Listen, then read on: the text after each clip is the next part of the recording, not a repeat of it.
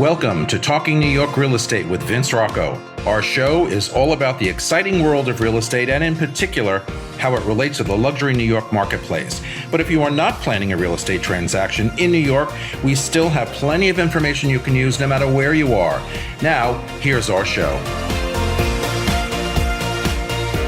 Hello, everyone. Welcome back. I'm Vince Rocco in New York, where the state of our industry can be about change. So let's get right to what everyone is talking about. In today's highly competitive real estate landscape, top brokers aren't just chasing the biggest brand name or the highest commission split. They're evaluating something far more strategic, or they should be. Culture, leadership, technology, platforms, marketing support, legal protection, and long-term growth opportunities are all under the microscope. The question has shifted from who will hire me to who will truly elevate my business. And on this episode, we're pulling back the curtain on what experienced, high-producing agents are actually looking for when choosing or leaving a brokerage. From mentorship and deal support to branding power and operational infrastructure, we will explore what separates firms that simply recruit from those that generally retain and grow talent. Whether you are a top agent considering a move, a broker owner building a company, or someone watching the elevation of the industry, this is a candid conversation about what matters most behind the scenes. And here on set with me today are Matthew Mellinger from Brown Harris Stevens, Devin Somack from Living New York Real Estate, and Conchetta Raz from Upward on Recruiting. And they join me now to discuss, but first, let me welcome my listeners and viewers from across the United States and all around the globe. This is Talking New York Real Estate, so let's go behind the headlines and inside the state of our industry. Hi, it's Stephen Bailey from Roadway Moving and Storage. Listening to Vince Rocco, you know the right partner makes all the difference. At Roadway, we deliver an experience your clients will love. For specialized services and white glove care, choose Roadway. Want to learn more? Email me at steven@roadwaymoving.com or visit roadwaymoving.com. Okay, everybody, we are back. We're talking to a lot of pros here today, which always delights me. We're talking about recruiting. We're talking about what top agents, or any agent for that matter, is looking for when they want to change firms or when they want to join a firm first time. It's a very hotly competitive industry out there. You know, we also deal with fluctuating markets, hot markets, in-between markets, bad markets, whatever. We're kind of in a weird market right now. I can't really put my finger on what the actual description is. And sometimes when we're not zooming and booming, agents feel like they can be doing better. They want to move and then go to another firm. Maybe it's a commission split. Maybe it's more notoriety. Whatever it may be, we're going to unpack all of that today because, as I often say, moving sometimes is not always the right answer. So again, let's get started. And Conchetta, I'd like to start with you. And let's be honest here about how much of recruiting is marketing, spin versus actual day-to-day support that agents can really count on once they sign on board. I mean, are you being recruited because of the name? I sometimes used to think that I was getting recruited because of my name and because of this show more than anything else. So what really is, when you peel back the onion on recruiting, is it marketing spin or is there really care behind that offer? Well, Vince, I'd say it depends. There are firms out there that really, leverage their brand, leverage their name, and sometimes they make promises to agents that they might not be able to keep. Especially nowadays with social media and, getting in the press and, even in some instances, television. I mean, there are, these ideas that agents are going to leave their company and perhaps, move over to another company that will be able to offer them more. But at the end of the day, I really think agents are looking for a company that's going to be able to provide the support that they need, provide the brand that they need, and really help them grow in their business. It really should be more of a balanced approach. It's not only about the bells and whistles that a company might offer, but what are the resources within that company? What are the tools internally? What's their tech like? Do they have services for the agents, with marketing, with even as simple as having a manager that they can access when they need someone to, really help them, whether it's on a deal or whether it's a bigger picture, in terms of growth and strategy. Devin, you run a firm. You do a lot of recruiting, and your firm has grown nicely. You're doing well. What do you look for when you are out there recruiting someone? Is it anything in particular you're looking for? Is it book of business from their past? Is it their potential going forward as future? What is it that you're actually zeroing in on when you're out there looking for new hires? Yeah. And I don't mean new hires meaning brand new agents, but just new hires to your firm.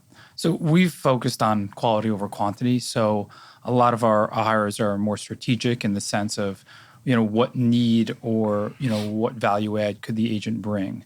To Conchetta's point, I think a lot of agencies lead recruiting, front loading it in the sense of big announcements, big promises, glossy decks, big productions on their presentations.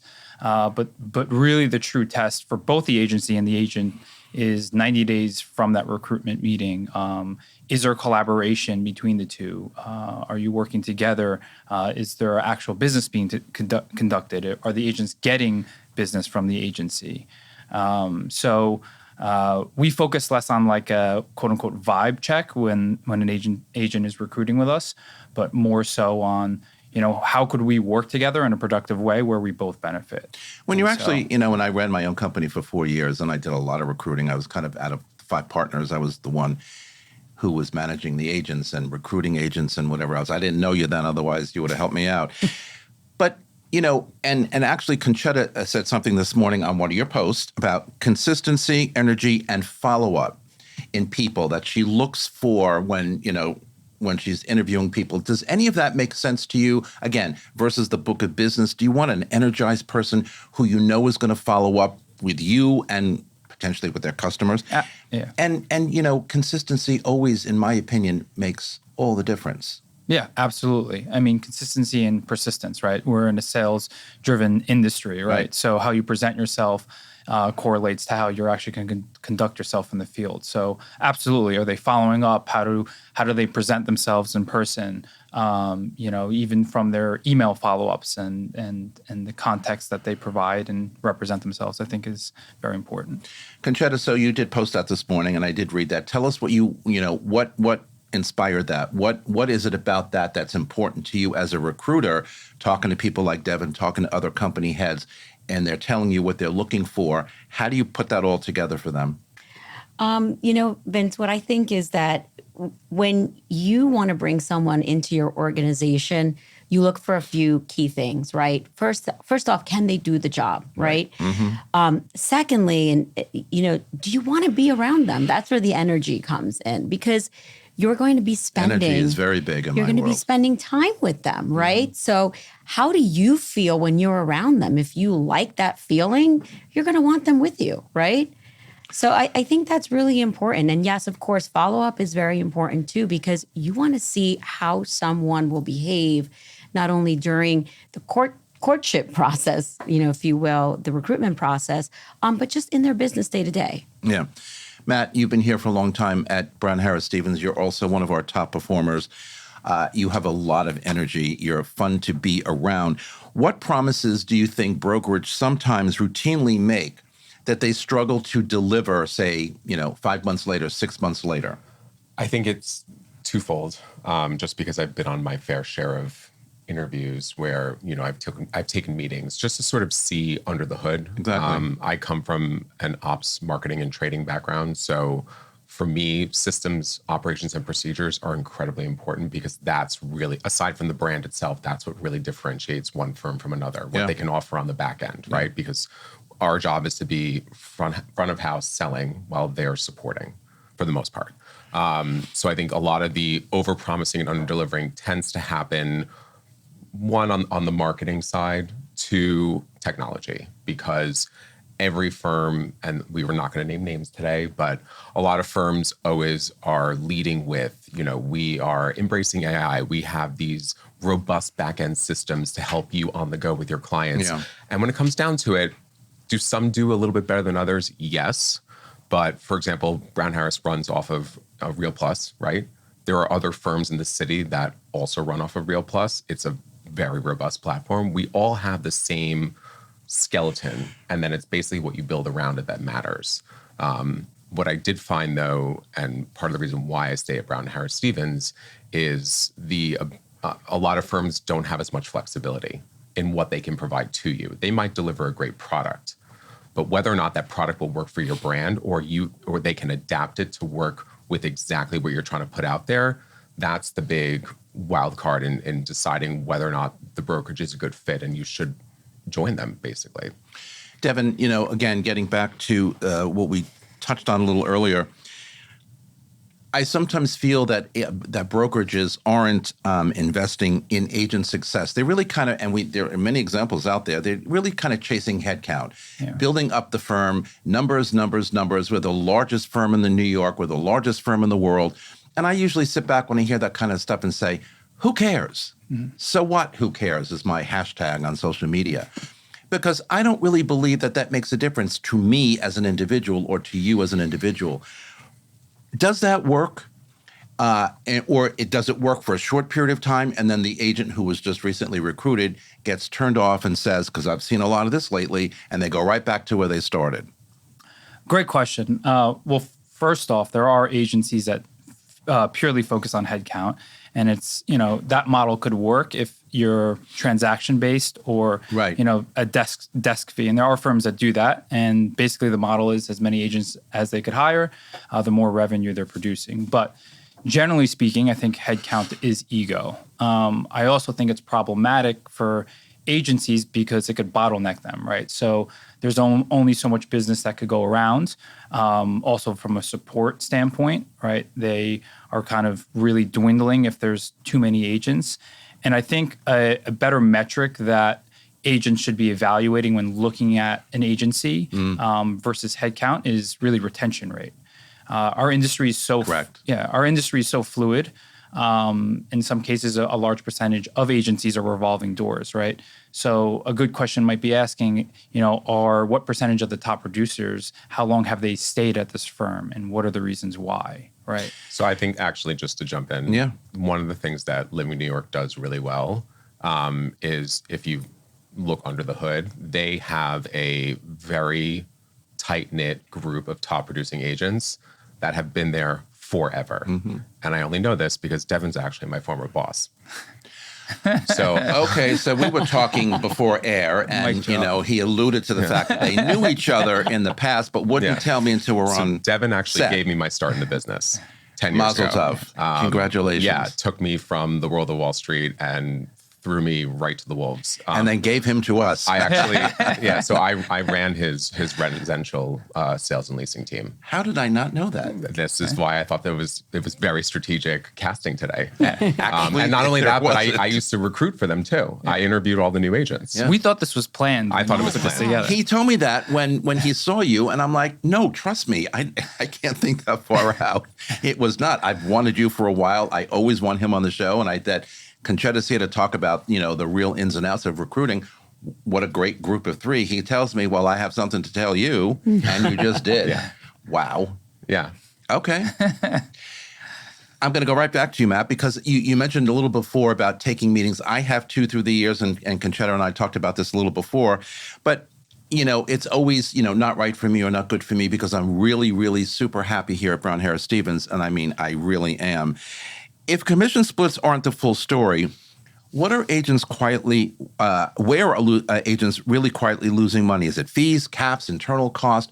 What is it? I mean, we'd like to think that they leave because they want a bigger split, right? It's not always about that. Yeah, it's not about the split. Mm-hmm. It's about the other pieces that sort of fit into the puzzle. And I mean that in the way of, yes, there are desk fees for some firms. It all depends on their operating model. Right. But, back in the day, there was another firm, we can't name names, but they were offering Wall Street style compensation packages with production bonuses, marketing budgets, admin budgets, stock options, you name it. For a lot of agents that either were new to the business or didn't quite understand how the packages work, that was extremely attractive and a very smart way to recruit people. Whether or not long-term that was the best way to pull people in and then retain them remains to be seen, but that was really smart. So, if a firm is offering ways for you to save money on those other pieces that come out of your paycheck, like a marketing budget, for example. But obviously there are rules and stipulations for all of it. I think that's where agents stand to gain the most above and beyond, the basic split. But I think it's not always very black and white. And I think a lot of agents don't really realize, depending on where they are in their careers, how much leverage you have going into the meeting. You should always ask for everything, right, and then see what they're willing to give you. But at the end of the day, for me, I like the fact that I am a brand that is, we use the term here, powered by a brand. Whereas a lot of other brokerages, you are an agent that is underneath a brand. And you have to decide what works better for you. It's not a one-size-fits-all equation. Yeah. Well said. I totally agree with that. Yeah. Conchetta, so when you're talking to agents who are potentially looking, or you're talking to company heads, right, about what they're looking for, how transparent, though, are brokerages really about profitability, financial stability, long-term, viability, especially when the markets are slow? Do they communicate enough to you that you can communicate to that agent who is looking? Because my feeling is if an agent doesn't ask a whole bunch of questions about a company that may have an opening, they might be selling themselves short. Yeah. Well, nowadays, so many of these firms are publicly traded or, Correct. Have a parent company. So a lot of this information is already out there. Yeah. But the thing is, you have to go find it, right? And I think with, privately held companies, obviously, they don't have to necessarily reveal their numbers, but people know, who's doing what. And, Right. the information is really out there. It's interesting. I was actually talking with someone recently, and she was talking about her agents came to understand that their parent company was, in a bit of financial trouble, and was shocking news to them. And, they got worried. They said, are we okay? And the reality is the information's out there, but you kind of have to go and dig for it. Are companies going to be transparent about it? I would ask a lot of questions. If I were being recruited, that would be something that would be important to me. And, if you don't ask, they might not share it willingly. So that is something I actually that's very agree with this important. wholeheartedly. Yeah, no, you I do can't- too. You can't go off of, how much, like I know Brown Harris Stevens always sort of promotes the fact that we have the highest sales volume per agent for a company similar in size to us. Yeah. But for me, going into, when you're assessing a new brokerage, it's not about the production rate of the agents, because that is completely irrelevant to what you are going to do with your business. The financial stability of the company itself is really important. And I agree, it's like one of the things that almost no one asks about. They just assume that you're in business. But we have headlines all the time about companies running in the red because this is, it's very hard to strike that balance with a business model that works not only for the agents to keep them retained, but for the company to keep it afloat. Yeah. I think. Go ahead. I was going to say, I think, rather than necessarily asking for the P&L of a company, I think a good way of having those questions answered is asking an agency, how are they reinvesting in the business, right? Are they investing in, human capital that could help support and build your business, right? Human capital. Yeah, like no. marketing departments, Yeah. right? Administrative support. No, well said. Tech stack. And you could get a sense, is this business struggling or not? And, how will they support my growth and the growth of the agency and the brand? All right, we've got to take a quick break. We're coming right back after these messages. This is Talking New York Real Estate here on the More Network. Don't go anywhere. We're coming right back. The Everset provides full-service staging and furniture rental solutions in the New York area. For more information, please visit us at staging.theeverset.com or email us at staging@theeverset.com to request a free proposal. All right, everybody, we are back, and we're going to talk to this group at the moment. I want to get into culture a little bit, okay? Because as Matt knows, I know we work here at Brown Harris Stevens, and I've said, and I'm sure he agrees, that if not for the culture here, I probably would have been long gone. The culture here is amazing. It's sensational, from our leader, Bess, all the way down the chain of our leaders and directors. Amazing. And all the agents, in addition to that, because, this can be a cutthroat business. We've all seen it. We've all heard the horror stories. culture is important, and I would assume that when our leaders here at Brown Harris recruit, they talk a lot about culture because I know it means a lot to agents. How often do you run up against agents telling you that they want to leave because they don't get their culture at all, or they want to go to a place that has a better culture, et cetera, et cetera? And when you talk to companies like BHS that has a good culture by reputation, how does that help you in your recruiting efforts? You just brought a very big star here in our Brooklyn office, rather. So how do you do that? And what does culture mean to you and those out there who may be searching for something a little better? Yeah, great question, Vince. Culture is super important in our industry. And I think it comes down to, first off, are the agents raving fans? Like, do they love the company? Do they talk about the company with excitement and passion and share about it with other people? If you have an agent that's excited and that is talking about how much they love it, that shows you that the company has good culture. The other thing is also, again, energy. Like, what's going on in the office? I know a lot of offices, across the city, you go in and might be empty. People might not be going in. Yeah. But I do think that people that love where they work tend to, hang out with each other, go out together, outside of work. Mm-hmm. And certainly happens here, at least in my world. and the other thing that's so important, and this is probably one of the crucial aspects of culture, is really the leadership. Who is running the show, and how do they lead, and do people want to follow them? Mm-hmm. So I think those three aspects of a company are very important. And ultimately, it does make a big difference when someone is deciding whether to join a company or not. Right here, it's Bess Friedman, highly decorated in our industry, in this country. She is beyond amazing. I can go on and on and on, but for the sake of time. And you're right, it's all about that. Devin, talk to us a little bit about your culture. How do you define the culture in your company, and how important is it for you to make sure that you maintain that culture so when you are out there recruiting and you do talk to other agents to come on board or to join the firm, that they're going to be comfortable with who you are? Yeah, it's absolutely critical. I'm an open book when it comes to recruiting. I'll always encourage agents who are interviewing with us to reach out to producers of our agency or top producers and ask them what their experience is. Mm-hmm. I also think one way, outside of, by the way, leadership is you're spot on with that, is also promoting agent collaboration. Mm-hmm. And so that's something we really focus on. And so we'll collaborate the strengths of top producers. That might be, for example, an agent who focuses on a specific submarket with an agent who might be really experienced in new development. And, that new development agent may not know this particular submarket, so we pair them together.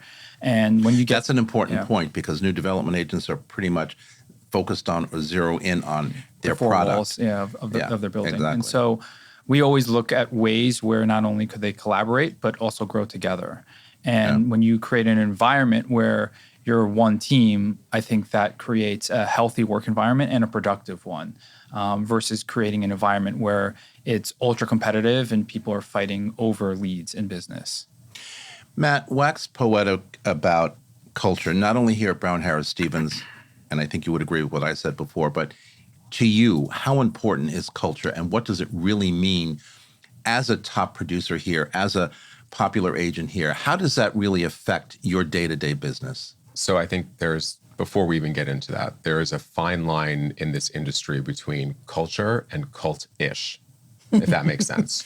So yes. So there's— I wouldn't put it that way, but you're so right. I think there are certain brokerages that have a very well-rounded, comprehensive culture, and it makes sense. And the brand identity filters top to bottom. But then I think there are other brokerages, which are cult-ish, where everyone is sort of fawning over certain facets of the business or people in positions of power, and there's no real substance behind it. So, part of the reason why I stay at Brown Harris Stevens, despite all the other opportunities out there, is leadership, support staff, And the fact that we have this prestigious 150 plus year old brand that obviously leads, but also lets us sort of excel in our own brand with it powering us from behind.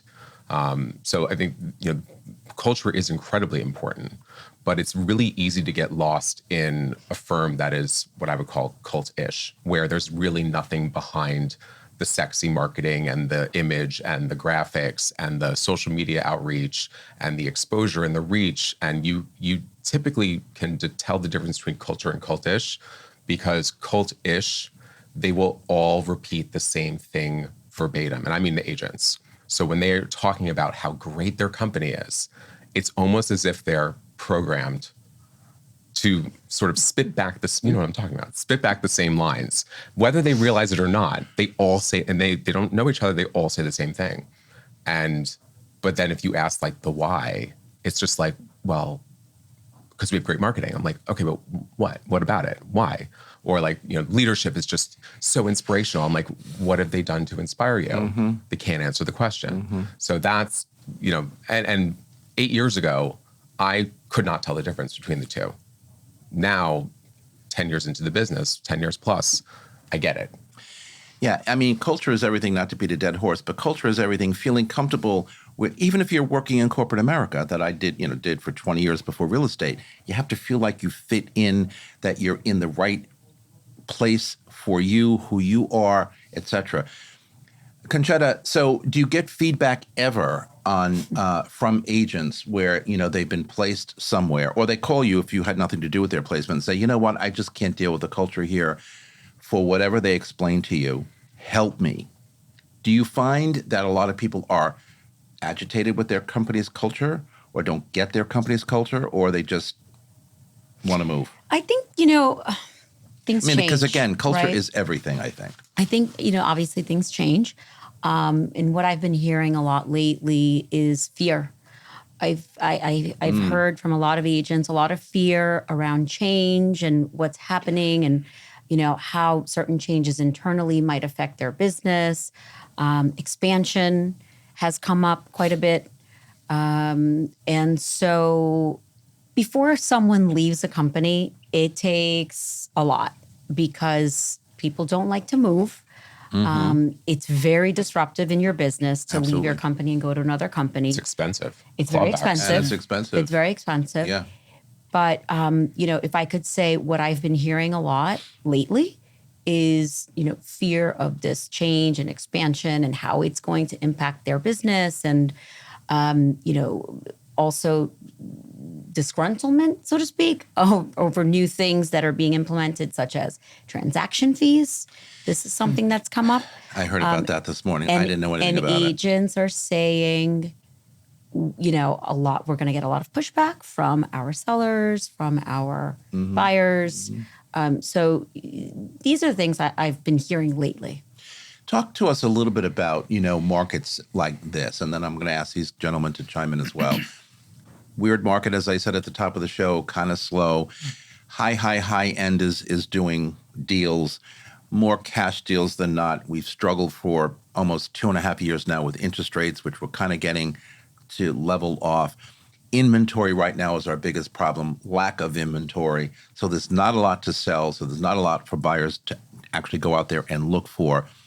How does all of that weird market versus hot market affect recruiting? Are more agents looking to change, thinking that, well, maybe it's just my company, or maybe I just need a change, or just like in your personal life, I need to do things differently.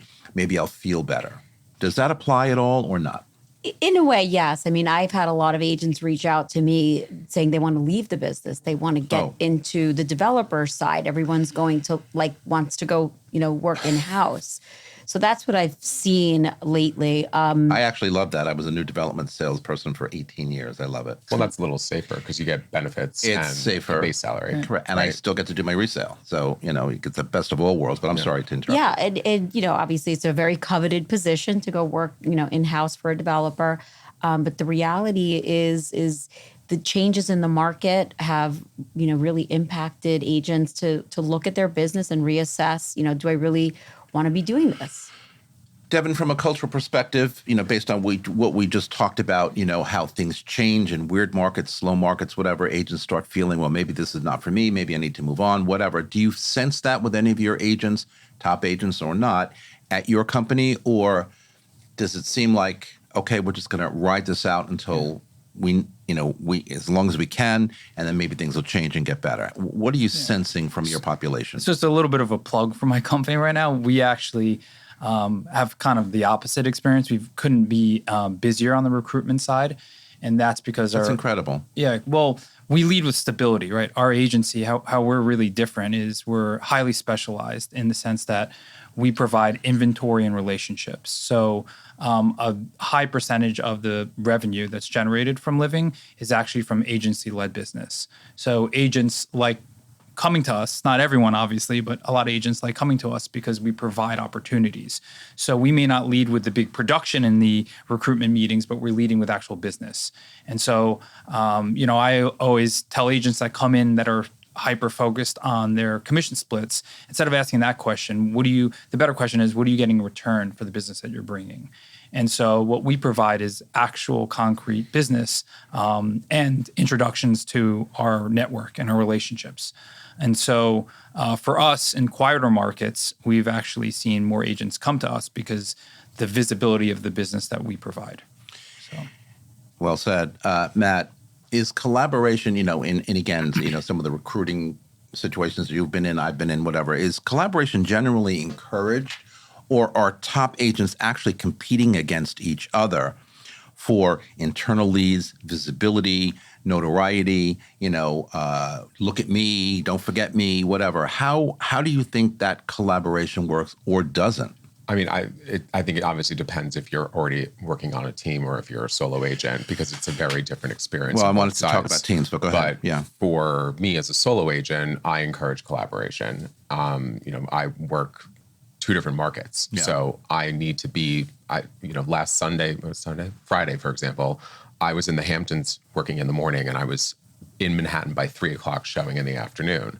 So you just put a new listing out in the Hamptons this week, didn't you? It's going live in 2 days, actually. There you go. But I encourage collaboration, and I welcome it, because not only does it allow me to do more, but the increase in exposure I view as a benefit, because I'm only one person, right? If you're on a team, you can collaborate within the team, right? But I also think that the more competitive dog-eat-dog team dynamics or firm dynamics that don't encourage collaboration, which I experience a little more frequently on the East End than I do in the city. I think the Manhattan agents play nice. Once you get into the outer boroughs, it depends on where you are. Some areas are way more territorial than others. But I think overall, what New York City does better than most markets is collaboration between the agents, because let's face it, getting a co-op sale across the finish line is not as easy as selling a house, right? More could go wrong, and there could be more surprises on the house sale. But just the intricacies and complexities of a co-op transaction in Manhattan, it puts everything else to shame. You need all the help you can get. Absolutely. I also think what you see sometimes on TV is sensationalized. I think especially the top producing agents, they're running a business within the business. They don't have time for the drama. The collaboration is mutually beneficial for these agents that are working together. And if you're focused on the business, all the emotions should be put aside. Do you encourage teams in your company, or you let people kind of figure that out or sort that out themselves? If it makes sense. I've found that some agents like the concept of a team, but if you can't provide the support and the business for that, it's not going to work. Not. I believe that team mentality should work either if a group of individuals have, the same objective and they're aligned going in, or there's actual business to be worked on, and that would support the team. I talk a lot about this when I'm teaching, but also on this show. Back when I started in this business 24 years ago, teams didn't exist, really. Yeah. Right. You had maybe one in my entire office. You had a lot of partnership. Well, not even a lot, a couple of partnerships, 2 people working together. But today, teams seem to be the way to go. I agree with everything you just said, when they make sense. Because what I've heard from new people joining teams oftentimes is no one takes the time to help me, to mentor me, to train me. That's the whole point of a team.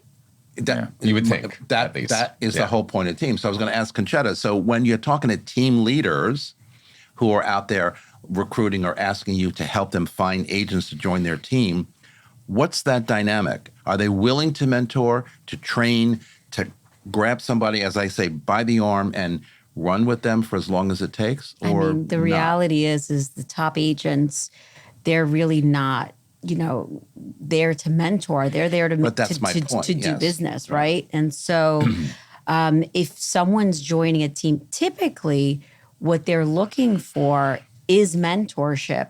100%. And I think it's very important to define what role that person will have. For example, if they're hiring an assistant, someone that they're paying a salary to that, is there to do a lot of the back end stuff, right? Their listing management and, all of the operations and things like that. If that person is really there for ops, are they going to have the time to go show or to build their own book of business? So I really encourage everyone, have it defined, what is it that you need this person to do? Top team leaders, when they've asked me to help them find someone that is an agent, generally speaking, they want someone that has some business to bring to the table. And I find people are looking to join teams because they want to pick up leads, and it doesn't always work that way. You know that because you see a lot of the team photos every year. They drastically change the faces that are in the photos. Absolutely. So, and it's hilarious that you bring that up because that's one thing I notice all the time. Like, what happened to so-and-so? Who's that person? Oh, who's that person? Wow. Okay. Again, not naming names. But Conchetta, let me ask you this question because I have, and my team behind the camera here, that's so gracious sometimes to allow my students to sit back there and watch this show being produced. I have a lot of students who are brand new to the business, want to join either teams or get involved in companies, small, medium, large, and they find it hard. What is your advice to brand new, right out of real estate school, to get started as a real estate agent? I mean, I would say, you can go about it a few different ways. Obviously, the company that you join should have some sort of guideline, right? Should. Build your book of business, reach out to your sphere, market yourself. I mean, there's, certain things that you do, income producing activities, I like to call it, to just really start building your business, right? Yeah. Letting people know I'm doing this. One way I think if you're in an office that has perhaps someone who's been in the business a while, maybe they're a solo agent and they don't necessarily want to run around or do have some residual business to give, offer yourself, pair up with that person. Hey, can I take your rental clients out? Or, can I work your, studio listing? Offer yourself as a shower on the weekend. I mean, there's lots of different ways that you can build that business as a That's so agent. correct. I mean, when I first started here 24 years ago on the Upper West Side office, as we talked about offline, all right, I had 20 plus years corporate experience, but I knew nothing about real estate. Only that I bought and sold a few of my own apartments, liked the process, thought it was a little bizarre in New York City, coming from the suburbs. And so I became a real estate agent, and I was fortunate. And Diva Lane, and everybody knows Diva Lane because I coined that phrase many years ago. Dorothy was on Diva Lane. But they were all so welcoming and so helpful to me as a brand new agent. Literally took me by the hand and did exactly what you just said. Run an open house for me. Come on, buy your showings with me. Come and talk. Come and listen rather when I'm talking to an exclusive presentation to a seller. And I got to do all of that.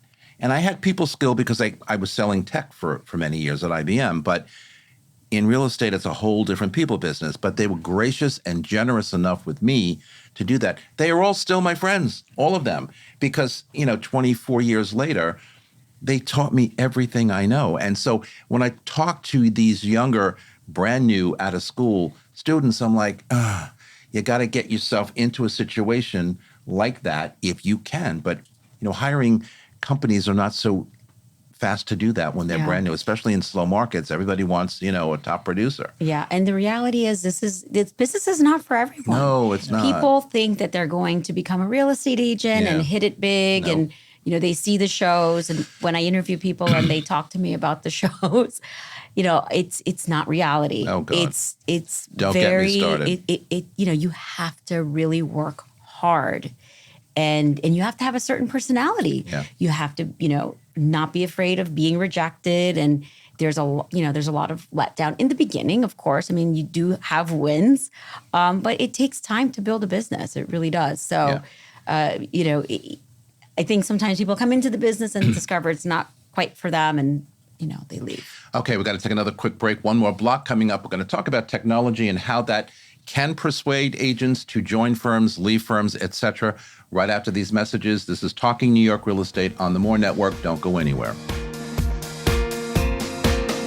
This podcast is supported by the More Network, powered by Brown Harris Stevens. Real estate touches every aspect of our lives, from design and architecture to investing and the economy. Now there's a way to get all your real estate information in one place. The More Network. With more than 20 podcast and webcast series, the Mastery of Real Estate Network is powered by Brown Harris Stevens, one of the country's most distinguished brokerages. Discover advice from notable entrepreneurs, compelling topics, and access to top global real estate experts. Subscribe to their YouTube and Apple podcast channels by visiting GetMoreNetwork.com.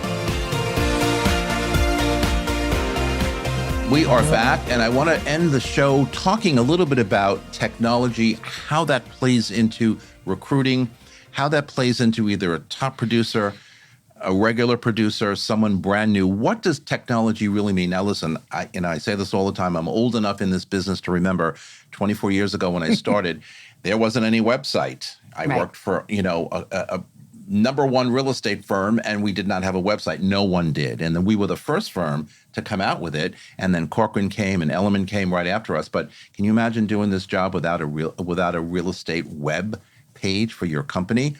There was New York Times web. There was a whole bunch of things, but not really focused on your company.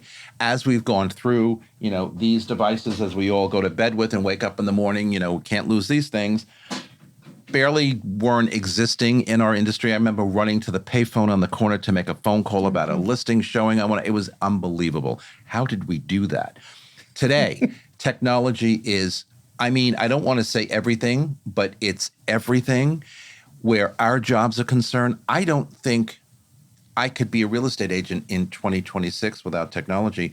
If I'm away, if I'm remote, I can do everything on my iPad, my work application, on my iPhone. I don't need a computer. It's unbelievable. Devin, how important in your firm is technology? How have you grown on the tech side from 18 years ago when you started to where you are today? And obviously there's more to do. Yeah. Tech is extremely important. But, don't get it confused. It's really a tool and a resource. It's not the business, right? Mm-hmm. I think a lot of agencies try to position themselves having proprietary technology. Correct. When I think there's incredible third-party vendors that offer basically the same services and software. Absolutely. And so I think to be less hyper-focused on that, more focused on how do you use those tools to grow your business, right? The tech could look amazing, could be flashy and really presentable, but if you're not able to utilize it in a way where it helps generate revenue, it's meaningless. And so, but also, real estate is so fast-pacing, prop tech is so fast-pacing, AI is so fast-pacing that the landscape could change, and it will likely change, and we all have to adapt to that. But present day, I think it's a pretty level playing field, really amongst most agencies. So long as they're investing in tech, you could be competitive on the tech front. I was going to say the exact same thing. It's most of the top brokerages all offer generally the same, we'll call it, degree of technological resources. Right. The differentiating factor is how firms are assembling, whether it's through third-party resources that are signed on with the brokerage or a back-end system that allows integration with other facets and other technological resources. It's how those pieces fit together. And I think a lot of agents, especially newer ones coming into the business, are sometimes blinded by these overpromised prop tech AI driven. You're going to be so busy with leads, you're not even going to know what to do with yourself. But for me, for example, technology allows me to manage more relationships effectively and efficiently. It's not a substitute for a lack of business. It's a tool to help maintain the business and allow you to keep going faster with more on your plate without missing a beat. I have to tell you something. This goes back to my corporate days of 35 years ago, whatever. When technology doesn't work, though, regardless of how good it is, sophisticated, but when technology doesn't work for me, Vince Rocco, I am out of my mind. When there's a little bug somewhere and something's not working, I'm out of my mind. We lost Verizon service for an entire day. Don't even last talk month. about that. I was in the dark ages for 8 hours. I had no idea how I was going to get through my day. I was outside on the street doing my thing, and I'm like, what? I was running into Starbucks every couple of blocks to connect to Wi-Fi so I could get my emails and then keep going. I was basically running from Starbucks to Starbucks wherever I knew there was Wi-Fi. Trying to close a deal. No, that was crazy. And I had to wait until almost 8 o'clock at night to get back to the brokerage. She's like, oh my God. I'm like, well, you were home all day. I wasn't. You were on Wi-Fi. I'm out on the street. Anyway, she kind of figured it out, but and the deal is about to close, but hilarious. But when it doesn't work, like that example, I'm so true. I'm out of my shoes. I can't, because we are so, geared to things helping us. It's a tool. It's not our industry, but it helps us work. In your world, Conchetta, so when you're recruiting, how important is technology to agents that you might be placing anywhere else? So they put high importance on tech that the firm has, or is it just whatever, other things? I mean, I think it's important. But it's part of the puzzle, right? It's, what's the leadership like? What is the company like? What resources do they have? What will they do for me type thing, right? Yes, technology is definitely important, but it's not it's not the whole picture. It's part of the picture. It shouldn't be, as Devin said before very well. It shouldn't be the whole picture. It's an assist. It's a tool. It helps us get from point A to point B sometimes. Except that Verizon episode, but that's a one-off. Hopefully, yeah. But to Matt's point, I do think that most of the companies out there are really offering a competitive package as far as their tech is concerned. Yeah. I agree with that. Devin, when deals get complicated, legal issues, compliance problems, negotiations, do agents get real leadership support? Or are they kind of out there on their own? And again, in the recruiting aspect of things, we want to feel like here that we can go to our leadership for anything, and they're like, okay, come on, Vince, let's go and do it. Is that the norm out there, or is it not? In New York City, biasedly, I would say for the most part, there is true support. I see where things from leadership. Okay. I do see and heard stories in some instances where we've actually recruited agents as a result of more of legal issues, when things kind of get hairy there, and they're not getting support and they have to seek outside counsel and they're kind of on an island by themselves. But generally speaking, negotiations, if a deal is getting tricky, for the most part, I've seen the support there. And listen, there's a mutual interest, right? The leadership and the agency want these deals to work, and they want the agents to be happy. Right. Matt, if a brokerage loses multiple top producers at a particular, in a short period of time, rather, is that just usual market movement, or is that, an internal problem at the company they're working for, or what the heck is happening? I mean, we've all heard those stories. We've seen quite a bit of movement in the last 12 months. Right. So I really break this down into sort of two categories because, doing this for 10 plus years, you generally see the same faces over and over. And I came from a former industry where if you were in one spot for more than 18 to 24 months, that was a very long time. So there was a lot of jumping around. I think there is a subset of agent that is constantly looking for the next best thing. Yeah. And you will see them every 8 to 14 months going from one team to the next. They never actually end up establishing themselves long enough to do any business. Right. Then you have the more high profile departures, which I think if they've been it's one thing if the broker is moving to a new brokerage, that if there's a lot of that pattern, that is a sign of something internal that's happening at the company. It's not, their marketing's not great, or, I think they're losing money. There's something brewing internally, whether it's issues with upper management, legal problems. We've had our fair share of headlines. I'm sure everyone here reads The Real Deal. Of course. But then if you have a broker that's what we'll call coming home, where they did a hiatus for whether it was 2 years up to 10 plus years at another brokerage, and then they end up coming back to the one that they were at originally, that's a totally different story, because that could be they were wooed back by a shift in upper management, or they suddenly realized, you know what, I really miss what this firm had to offer. I gave it a fair shake at the new brokerage. It's just not working out. It could be a variety of reasons, but I do agree, if there are a cluster of high-profile departures all at the same time, it is generally a problem much deeper than, oh, their technology is not so great.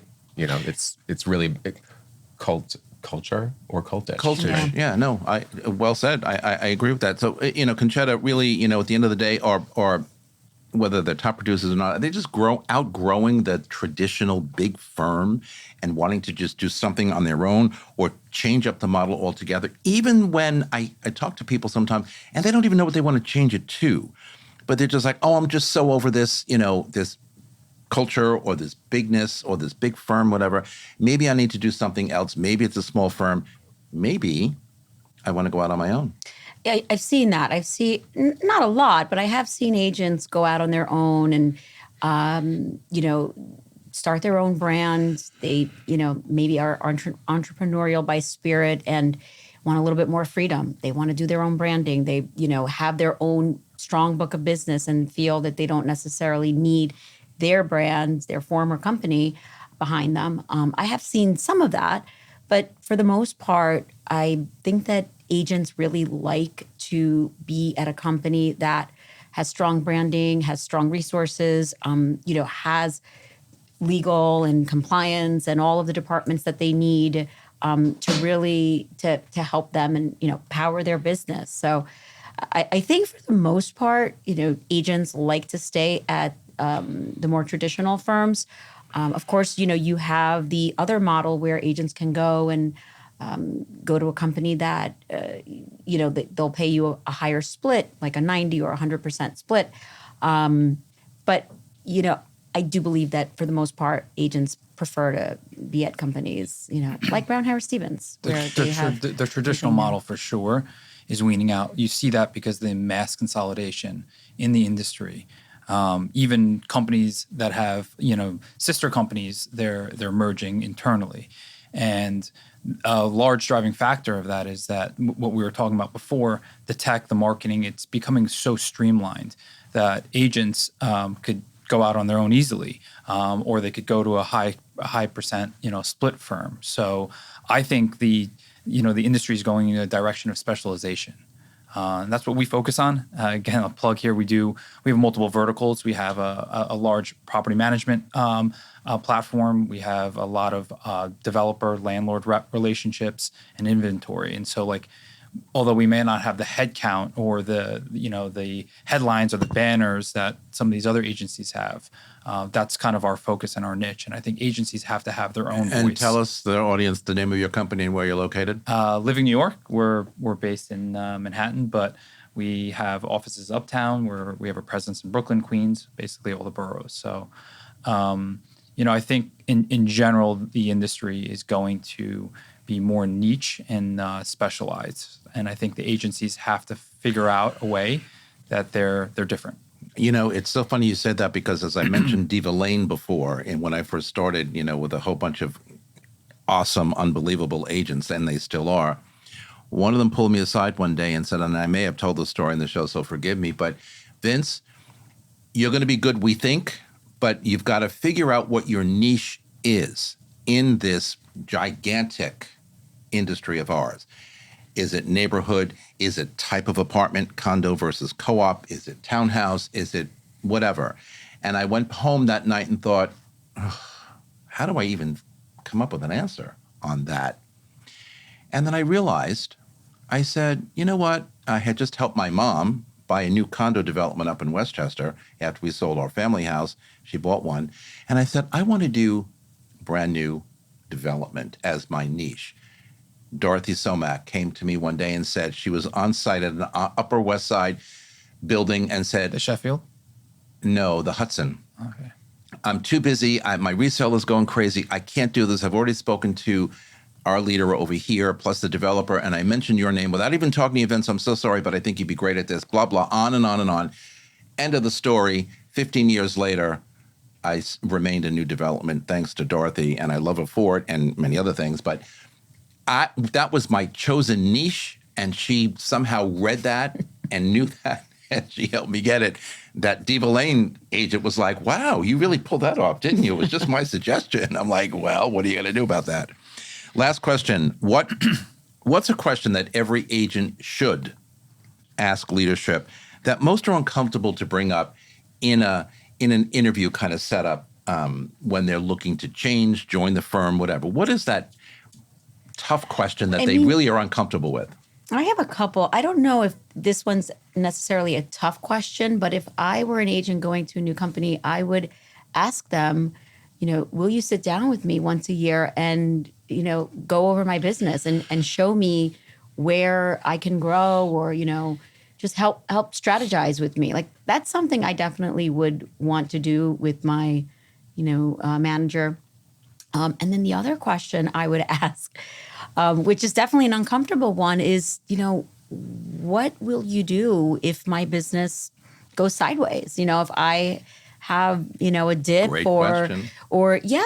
Because again, during the courtship, everything is great, right? You want this person to come on and, and it's lovely, but you know how this business is. Sometimes, it's hot and sometimes you do have, whether it's a professional dip or whether, you go through something on a personal level, is your company going to be there for you and how will they be there for you? That's definitely an uncomfortable question, but it's something I would ask. Oh, I think it's very important. Devin, as a founder and leader and owner of your company, what question would you think people would be most uncomfortable to ask you in an interview? I mean, what Chetta said was perfect, but is there anything else? Yeah, I'd be more blunt. I'd ask a question of like, where's my X amount of dollars in production going to be coming from if I join your firm, right? Okay. You want to quantify your growth and qualify the growth. How am I actually going to get to that number? And I think that's an important question, right? Otherwise, it's just talk, right? And I think a lot of agencies lead with, like, we're originally starting this with talk versus, actual business or ways that they could grow their business. And that's one of the main driving factors. Agencies are looking for change because they want to grow. And where they were, they're stagnant or... Exactly. Matt, I know you have a burning question that you would want to ask. I mean, I don't think as someone in sales, you should ever feel comfortable asking any sort of question, just because if you don't ask, the answer is always no, right? But 100%. To your point from earlier, I think it makes sense to sort of put the interviewer on the spot or whoever's courting you at the time, it's usually upper management, and ask them to actually walk you through an example of them, whether it was through mentorship, business development, strategizing. How did you take one agent, walk me through a full year from one level to the next, and let them discuss all the steps that they took, because either they're going to have to think really fast and be a really good liar, or they're going to have real-time examples. And usually you can tell, right? So for them to be able to sort of walk through a 12-month process of growth and development with one specific agent and what exactly was done to bring them from A to B, I mean, that really would show that they, one, know what they're doing. And also they are, the one thing that I think is the most important is accessibility of upper management and leadership, and then the support that results from that. Okay, sadly, we are out of time, but we'll be back in a minute with a personal word from our sponsor, Roadway Moving and Storage, and my final thoughts right after these messages. Hi, it's Stephen Bailey from Roadway Moving and Storage. Listening to Vince Rocco, you know the right partner makes all the difference. At Roadway, we deliver an experience your clients will love. For specialized services and white glove care, choose Roadway. Want to learn more? Email me at steven@roadwaymoving.com or visit roadwaymoving.com. Okay, everybody, we are back. At the end of the day, the right brokerage isn't just the one with the loudest recruiting message. It is the one that qualifies or quietly helps agents build sustainable, resilient businesses. Top brokers today are evaluating leadership, infrastructure, legal protection, culture, and whether the firm can support them, not just in a hot market, but through inevitable shifts and challenges. The real question isn't where can I hang my license? It's where can I grow, evolve, and protect my business long term. As the industry continues to change, the most successful professionals will be the ones who choose alignment over type or hype and strategy over short-term incentives. And that's it for this episode of Talking New York Real Estate. As we move through the year this year, we should always remember it's not about grand promises or overnight change. It's about intention, choosing clarity over noise, growth over comfort, and being deliberate with how we show up every day. Thank you for listening. Thank you for watching and being a part of this conversation. If this episode brought value, share it, subscribe, and keep asking the questions that matter. Until next time, stay informed, stay intentional, and keep asking for your space. And how will you be memorable today? Ask yourself. You can follow me on Facebook, on Threads, Instagram, LinkedIn, Blue Sky, Substack, or TikTok at Vince Rocco. And Mark Cuban says it doesn't matter how many times you fail, you only have to be right one time. And from all of us here at Talking New York Real Estate and the More Network, to all of you all around the world, thanks for spending a part of your day with us. I am grateful. Keep thinking the good thoughts, and we will see you next time. Goodbye, everybody.